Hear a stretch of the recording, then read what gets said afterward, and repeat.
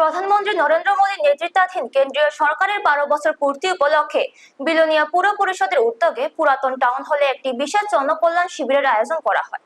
প্রদীপ প্রজ্বলনের মাধ্যমে এই শিবিরের আনুষ্ঠানিক সূচনা করেন জেলা পরিষদের সভাধিপতি দীপক দত্ত, পুর পরিষদের চেয়ারম্যান নিখিল চন্দ্র গোপ, ভাইস চেয়ারম্যান শিকানাথ, বিলোনিয়া মহকুমা শাসক দেবজ্যোতি রায় এবং জেলা মুখ্য স্বাস্থ্য আধিকারিক জ্যোতির্ময় দাস সহ অন্যান্য বিশিষ্ট ব্যক্তিরা।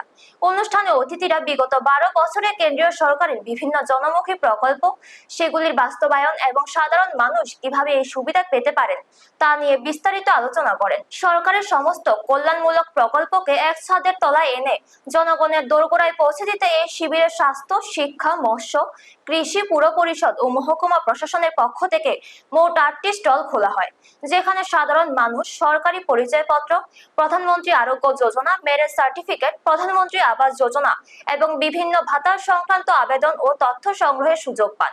অনুষ্ঠান শেষে অতিথিরা প্রতিটি স্টল ঘুরে দেখেন এবং উপস্থিত জনসাধারণের সাথে সরাসরি কথা বলেন। ব্যুরো রিপোর্ট, নিউজ তৎকাল 24। বছর পূর্তি উপলক্ষে উনি একটা রেকর্ডও সৃষ্টি করেছেন, যেটা আমাদের ভারতবর্ষে নেহরু যে সময় প্রধানমন্ত্রী ছিলেন ওই রেকর্ডকে তিনি অতিক্রম করেছেন।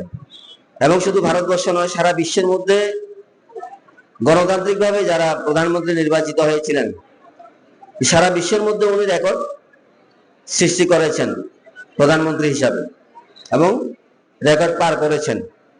তো আমরা উনার যে সুশাসন দীর্ঘ 12 বছর যাবৎ আমরা সমাজের প্রত্যেক অংশের লোক এই সুফল ভোগ করছি।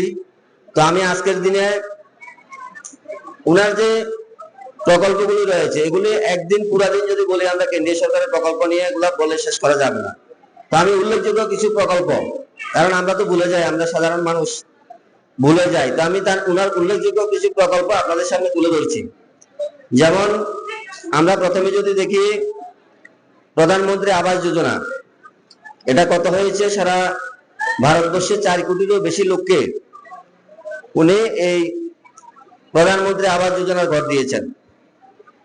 এই 4 কোটি বেশি লোক প্রধানমন্ত্রী আবাস যোজনার ঘরের সুবিধা পেয়েছেন।